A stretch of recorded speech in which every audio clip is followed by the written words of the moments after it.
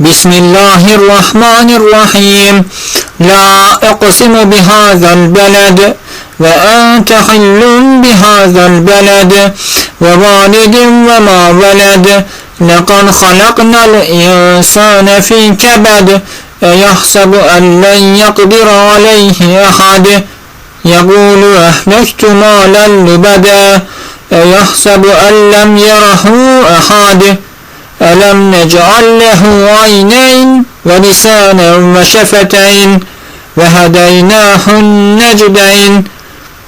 فلاقتحم العقبة وما أدراك ما العقبة فك رقبة أو إطعام في يوم ذي مسغبة يتيما ذا مقربة أو مسكينا ذا متربة